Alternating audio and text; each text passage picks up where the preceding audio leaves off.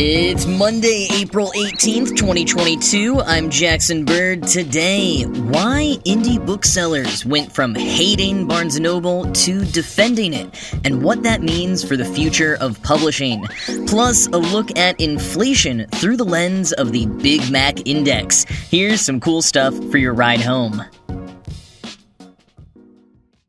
So, the New York Times published a piece over the weekend that managed to articulate a shifting opinion that, even though I think my opinion has shifted with the trend, I hadn't exactly noticed until I read the article. The article, by Elizabeth Harris, is about how Barnes & Noble transformed over the last several years in the eyes of independent booksellers from a supervillain to a darling and hero. Now, I should maybe say for disclosure here that I used to work at a Barnes & Noble back in high school and college. I loved that job. But as an artsy indie kid, I always felt a little embarrassed telling people that I worked for the corporation when my friends and I spent most of our time at independent bookstores and coffee shops. I totally bought into the anti-corporate bookstore narrative, even while being paid by one. And as an author, nowadays, I'm constantly hyping up independent bookstores as well as libraries. I think they're both invaluable gems of our society and culture, as well as two institutions constantly facing threats of losing their funding. So I want them to get all the attention and business possible, especially since they lack the bloated marketing budgets of major companies. And that's kind of how a lot of people felt for years. And the New York Times points out that the feeling was so strong in the late 90s that You've Got Mail was able to make a quasi-villain out of Tom Hanks by positioning him as the scion of a Barnes & Noble-like company. Of course, times have now changed, and if You've Got Mail were to be rebooted in 2022, not only would Kathleen Kelly and Joe Fox be chatting on Hinge, but Joe Fox would secretly be Jeff Bezos, and Kathleen Kelly might very well manage a Barnes & Noble location instead of her quaint shop-around-the-corner children's bookstore. Quick sidebar, You've Got Mail itself is already actually a reboot. It was first a Hungarian play called Parfumery, which premiered in 1937, and then it became a Hollywood rom-com in 1940 starring Margaret Sullivan and Jimmy Stewart, actually titled The Shop Around the Corner. A few years later, Robert Leonard made a musical film version starring Judy Garland called In the Good Old Summertime. But anyways, back to our changing perceptions about big bookstores like Barnes & Noble. The reason I said Tom Hanks' character would probably be a Jeff Bezos-like one, were Parfumery to be rebooted once again, is because that real-world supervillain is exactly why the tides have turned so much, and even independent booksellers are now rooting for Barnes & Noble's success, because they now have a common enemy. Although one could make the argument that Barnes & Noble set the stage for Amazon's earliest domination tactics. Quoting the New York Times, "The American Booksellers Association, which represents independent stores, filed an antitrust lawsuit against Barnes & Noble in the 1990s. A few years before that, the group sued several publishers saying they had unfairly charged big chains lower prices. There was a period where the competition was pretty ugly," said Orrin J. Tyker, a former chief executive of the American Booksellers Association. Barnes & Noble was perceived as not just the enemy, but as being everything about corporate bookselling that was wrong. And continuing from the Times, Barnes & Noble grew from a single Manhattan bookstore in 1917 to become a dominant player by offering big discounts on bestsellers to draw in customers. Once in a store, readers were presented with an enormous selection, sometimes more than 100,000 titles, most of which were sold at full price. End quote.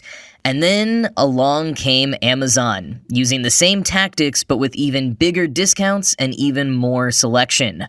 You could say Barnes & Noble walked so Amazon could run all over them. Now, Barnes & Noble is not doing too poorly at the moment. They're still the only bookstore that exists in many U.S. towns, and despite struggling a bit during the pandemic with having to cancel events and losing out on sales in its cafes, sales are up 3% over pre-pandemic performance. Barnes & Noble's chief executive James Daunt told the New York Times they managed that simply by selling books, the sales of which are up 14%. That's just books, not all of their other items. Books are doing the job on their own. And that's in part because despite all the constant hand-wringing about people not reading as much as they used to or ebooks taking over, the publishing industry still brings home the bacon from physical book sales. According to the Association of American Publishers, 76% of publishers' sales revenue in 2021 came from physical books. So that's good news for publishers, good news for Barnes & Noble and other stores that can depend on their actual product for income instead of all the added bells and whistles like events, pastries, and trinkets. Maybe less good news for the environment that we all still love these paper books so much. But the real unfortunate underbelly to this is that, according to the New York Times, more than half of those physical books in the US are sold by Amazon. More than half by one company. Ellen Adler, the publisher of the independent New Press, told the New York Times, quote, "It's funny how the industry has evolved so that Barnes & Noble is now a good guy. I would say their rehabilitation has been total." End quote. But why exactly are people rooting for them now beyond just a shared detestation of Amazon's domination? As the largest chain of bookstores in the U.S., with 600 stores still active across all 50 states, Barnes & Noble is the key to keeping publishers invested in physical stores and books. Without the maybe waning behemoth, publishers wouldn't be as incentivized to send out physical books to stores or work on PR opportunities with them. So indie bookstores would end up suffering as well. And that in itself is a little bit of a sideways monopoly issue. If we still had other brick-and-mortar chains reasonably competing with Barnes & Noble, the fate of publishing wouldn't rely so heavily on them alone. But as it stands, Barnes & Noble is crucial to strategies like discovery that have still yet to be fully replicated in online sales. Even accounting for targeted advertising and PR campaigns, most people buying books online look up exactly what they want to buy and buy it. In a store, you're more likely to browse around and maybe end up with an extra book you hadn't gone in looking for. And that kind of thing is crucial for smaller authors and presses. I mean, really, for any author who isn't like Stephen King, Barack Obama, or Margaret Atwood. And while independent bookstores might do a better job of featuring lesser-known titles or local interests, most of them can't stock nearly as much as Barnes & Noble, so those in the publishing industry still consider the company crucial for discovery. And while independent bookstores are also great places to host authors for book events, they don't tend to generate as many audience members as events at Barnes & Noble, where authors and publishers get the added benefit of a huge order of books being placed to coincide with the event. Basically, Barnes & Noble is like the last major monolithic player in the game for a handful of strategies that are absolutely crucial in the minds of publishers. Some see it as the last bastion before an all-out Amazon takeover. So the good news for them, and maybe for all of us, at least at this junction, is that the company seems to be doing better now than it has in years. Daunt, the chief executive at Barnes & Noble, might have played a hand in making the company more palatable to indie booksellers and their fans.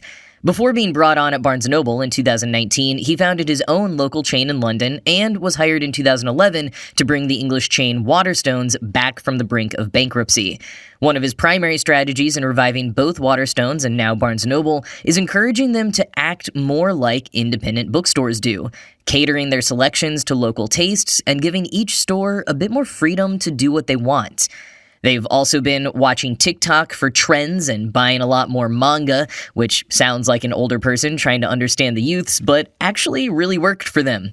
Other strategies have included putting the focus back on books instead of random items that have been cluttering up shelves in recent years, and giving a lot of stores a facelift, new carpets, fresh paint. It might all sound obvious, and the kind of thing independent bookstores were constantly doing already, but I guess when you were at the top of your game for so long, you could eschew the basics until you couldn't anymore. That's the industry news, and the redemption of a once-loathed corporation until a bigger bad came along. But in terms of general readership, trends are also looking up. According to the New York Times, there was a huge boom in book purchasing early on in the pandemic, and publishers have been expecting sales to drop back down, but they just haven't yet. Even with fewer huge releases from well-known authors, the demand has stayed strong and steady. As Daunt put it, quote, "At the moment, it's being driven by an enthusiasm for reading," end quote. Simple as that. And I love to hear it.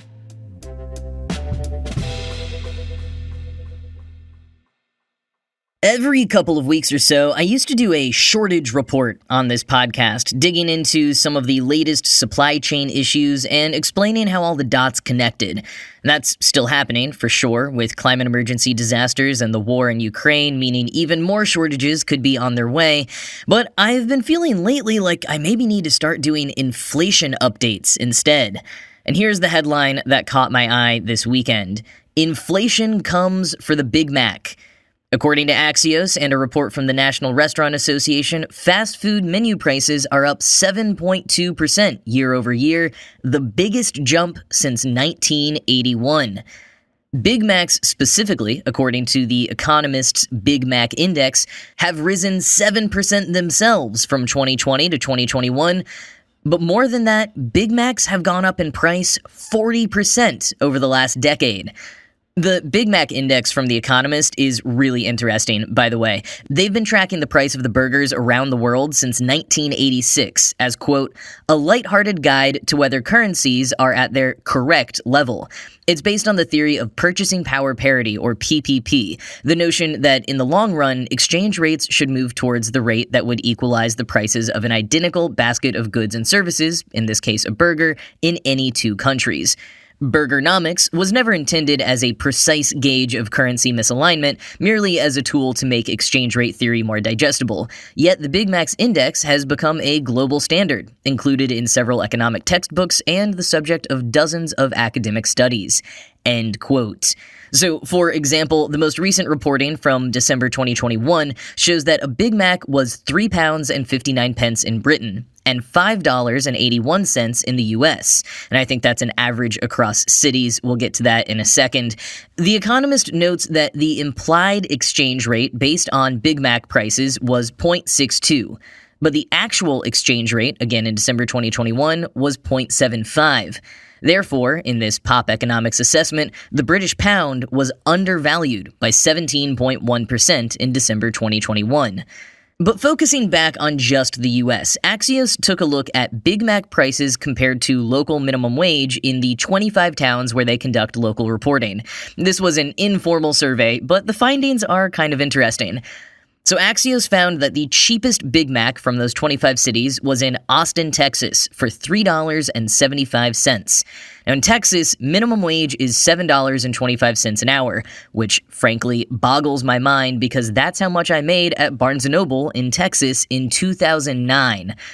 But anyways, in Dallas, where minimum wage is also $7.25, the Big Mac is almost $2 more expensive at $5.69. The most expensive Big Mac from their survey is out in Seattle for $6.39. Of course, in Washington, minimum wage is $10 higher than in Texas at $17.27 an hour. But like the Texas example shows, Big Mac prices don't always rise commensurately with minimum wage. The minimum wage here in New York City is $15, and a Big Mac is $4.95. But in Richmond, Virginia, where the minimum wage is $11 an hour, a Big Mac is only 6 cents cheaper, $4.89. Now, a lot can affect the price point, not just wages, also cost of food, delivery, demand, but it's interesting to see the variance across the states. And if you're in one of those cities with more expensive Big Macs, I have even worse news for you. According to The Economist, the US is actually one of the places where Big Macs are the most expensive in the world. And anyone who lives or has traveled abroad can tell you that McDonald's restaurants in other places are way nicer and more legit, too. I went to one in Zurich with a full glass-covered pastry display that wouldn't have been out of place in a fancy bakery. Looks like we really don't get any perks for having been the birthplace of the Golden Arches.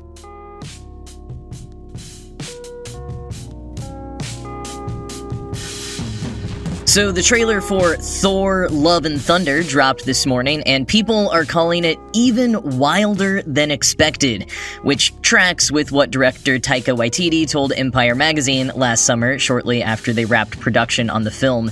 He told the magazine, quote, "It's the craziest film I've ever done. If you wrote down all the elements of this film, it shouldn't make sense. It's almost like it shouldn't be made. If you walked into a room and said, I want this and this and this, who's in it? These people. What are you gonna call it? Love and Thunder. I mean, you'd never work again. Maybe I won't after this. It's very different from Ragnarok. There'll be far more emotion in this film and a lot more love and a lot more thunder and a lot more Thor if you've seen the photos." End quote. I ended up watching an old livestream Waititi did in April 2020 with Mark Ruffalo, in which the two reminisced about shooting Ragnarok and how they went so off script and came up with so many weird ideas that they'd leave set every day saying, "Marvel's gonna fire us. They are never gonna let us touch a Marvel movie again." So this seems to be a recurring feeling Waititi has, and honestly, with the absolute oversaturation of superhero films and TV shows right now, something that's throwing out all the rules and just doing whatever the heck it wants sounds like exactly what I am interested in seeing. No more of the same old superhero stuff. Let's get weird. Link to watch the trailer for yourself is in the show notes, and that is it from me for today. This show was produced by Ride Home Media. I'm Jackson Bird, and I'll talk to you again tomorrow.